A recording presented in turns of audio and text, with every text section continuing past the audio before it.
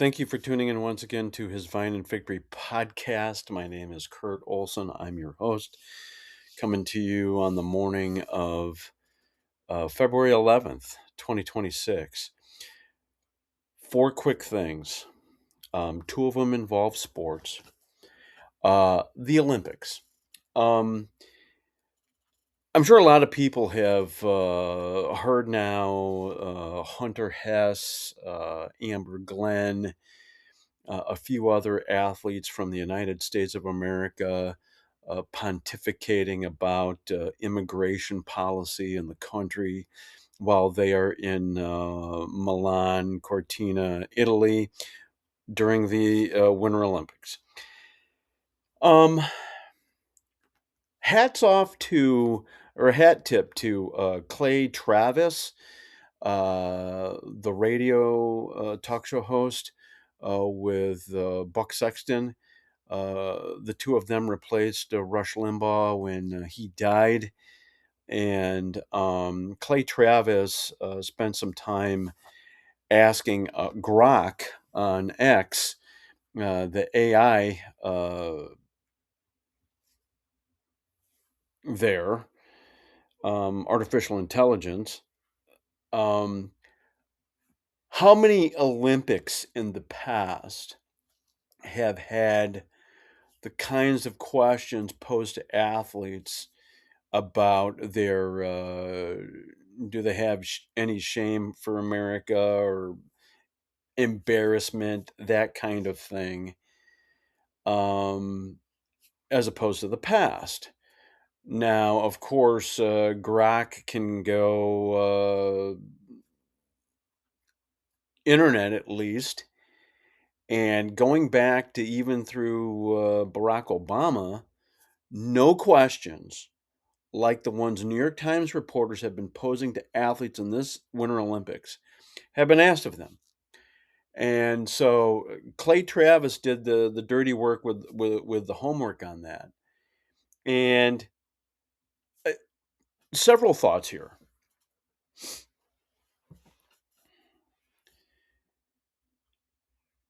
U.S. Olympic athletes should flip the script on those journalists.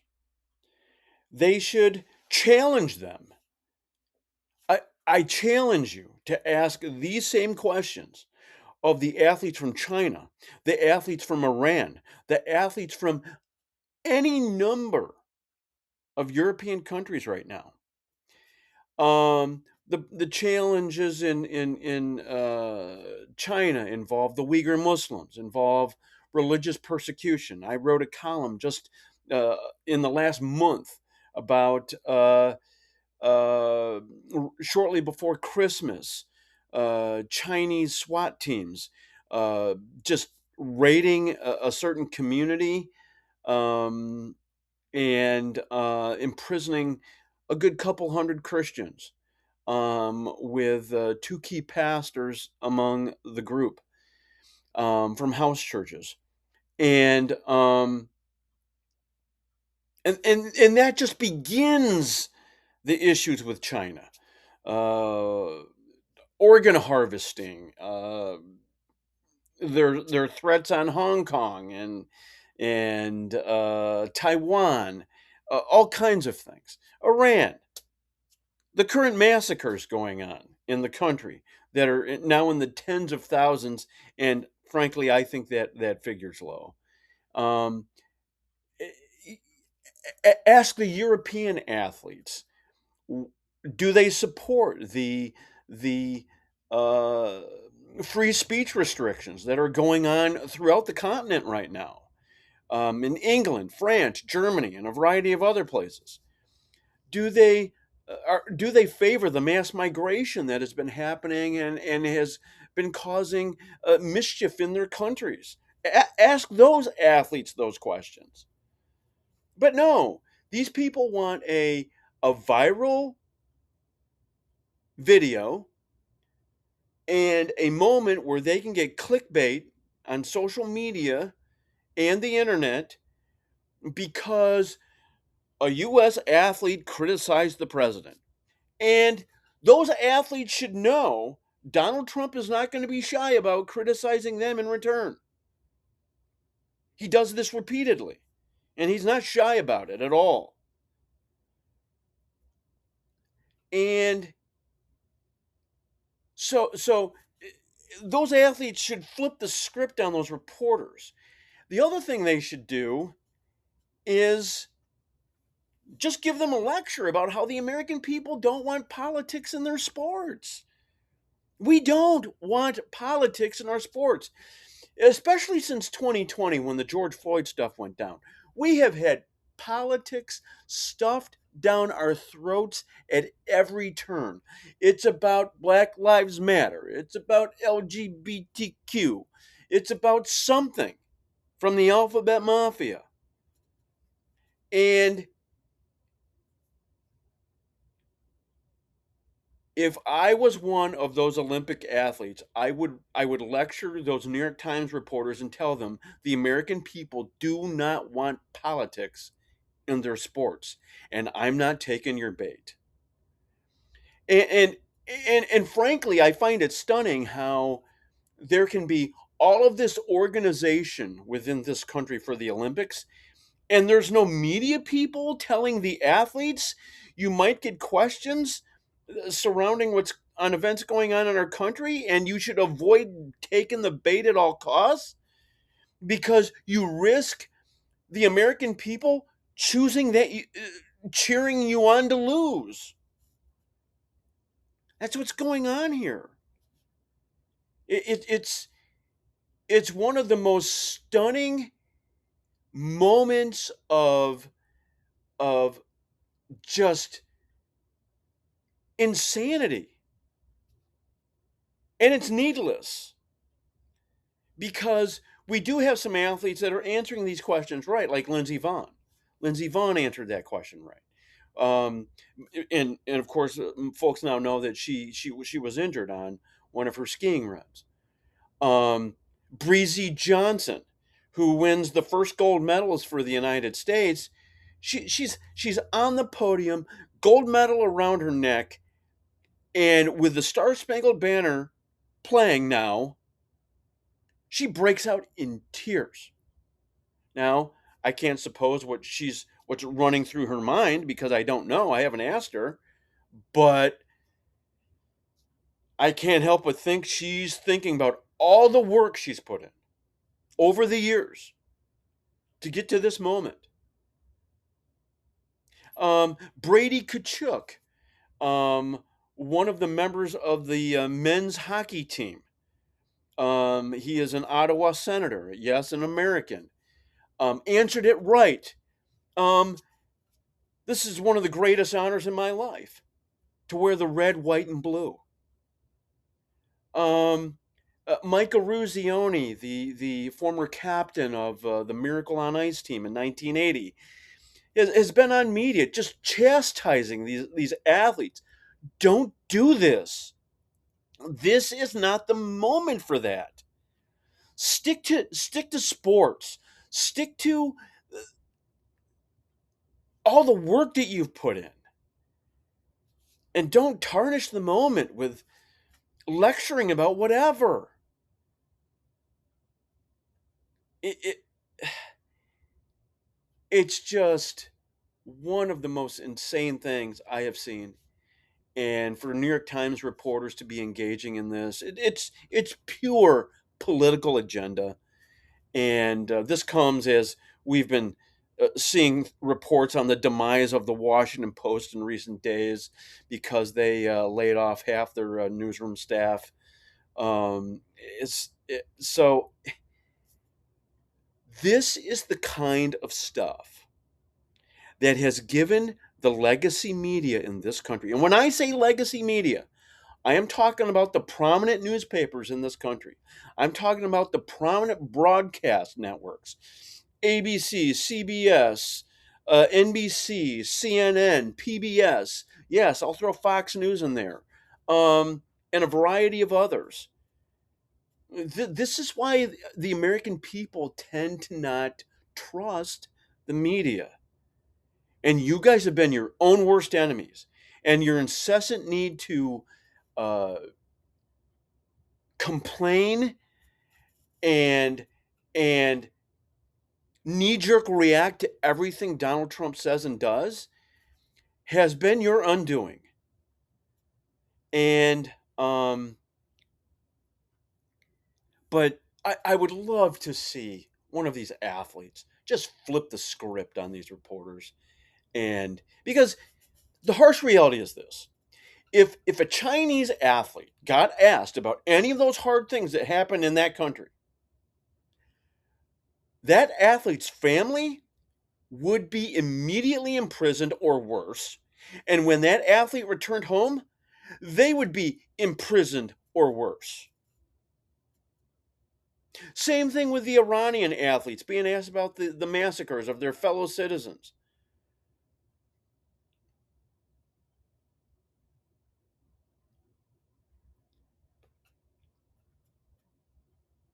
Next issue, the Super Bowl. I loved what Boomer Esiason did the day after the Super Bowl. Boomer Esiason is a former quarterback of the Cincinnati Bengals. He played in Super Bowl 20, I believe it was 3, when his Bengals lost in a close one to the San Francisco 49ers, 20 to 16.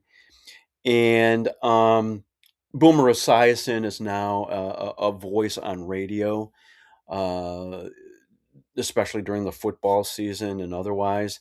And the day after the Super Bowl, he talked about California.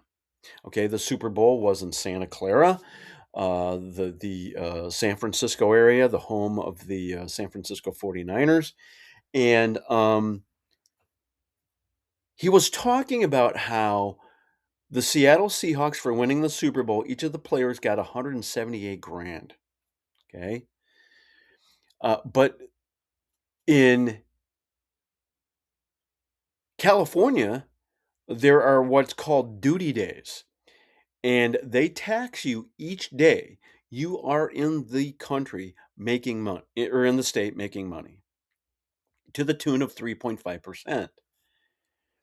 And Boomer Esiason was making the case that, okay, the example was Sam Darnold, the quarterback of the Seattle Seahawks, was going to be charged $249,000 for his 7 days there at the Super Bowl through what he earned and his salary. And Sam Darnold would end up owing the state of California $71,000 for the 7 days he was in Santa Clara for Super Bowl 60. And Boomer Esiason was making the point nicely, strongly, I might add. And it will be one of the things I link in the description to the podcast. Boomer Esiason was basically saying, if I'm the NFL Players Association, I'd tell the league, no more Super Bowls in California. We're out. We're not going to have our players having to owe the state money just by showing up and doing their job. Now, what professional athletes get paid is a totally different conversation. But this issue of taxation in the states rears its ugly head time and time again, especially in the deep navy blue states like California, New York, and Illinois, and a few others, Massachusetts, New Jersey, um, and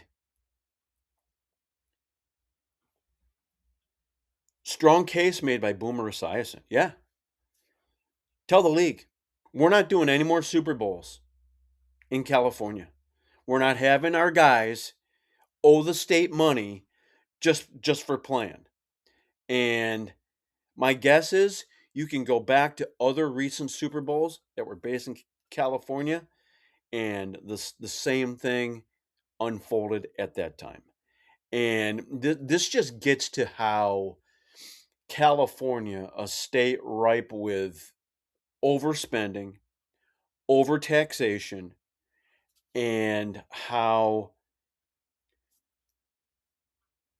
the people who live there and the people who engage in an activity there, in this case, professional athletes, do not get freedom to, oh, yeah, they can play whatever.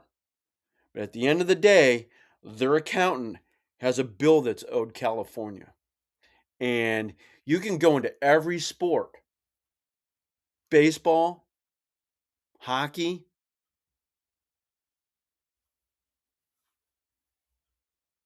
basketball, same thing going on there. And especially with these teams that end up playing the Los Angeles Dodgers or the LA Lakers or the San Francisco 49ers or the Los Angeles Rams or um, anything like that. It's it's a cash cow for the state of California, and uh, it gets very little attention. And it is about time it did. And hats off to Boomer Esiason for bringing light to it. Two other quick things. Um, and I have to say something about Iran because this is now a string here in recent podcasts where I've done this, either to kick this off or sometime in the podcast. And I'm going to do it again. There is a Jewish Iranian on X named Niall Berg. And what she is arguing, and I will let people read this for themselves, that on February 17th, it will be 40 days. February 17th is next Tuesday. Um, it'll be 40 days since the start of the killings in Iran. And what they're arguing is, or what she contends is, because of tradition in the country, we're at the remembrance of those who have died 40 days after the fact. There's going to be literally a nationwide event that unfolds on the 17th, and it's worth watching. And it's especially worth watching after what happened last night. Um, the Iranian government was shooting off fireworks to celebrate the 47th year of the Islamic Revolution in Iran. And video of people screaming from their balconies and windows uh, in the city of Tehran, um, over the exploding fireworks. Very telling. And that's where things stand there. The last thing I want to mention very briefly is Andy Bashir. Andy Bashir is the governor of Kentucky, and he was on The View just the other day, talking. And one of the things he talked about his faith and how his faith um, sanctions the sterilization and the mutilization of kids. And needless to say, Andy Bashir is getting a fair amount of criticism on Christian X these days, and well deserved. There is nothing in Scripture at all that would allow you to hang your hat on uh, transitioning from a male to a female or female to male. There's nothing. The Bible talks repeatedly of God made them male and female. That means we're image bearers, and and the idea of changing your gender doesn't fit into that. So Those are the 4 things this week, and I thank you for watching. If you like what you're hearing here, please share. Same thing with the columns that drop on Sundays. I've got one on Sunday that is one a new trend that's happening in our culture. Making some observations and comments on that, and we are on Apple Podcasts, Spotify, YouTube, and until next time, God bless and goodbye.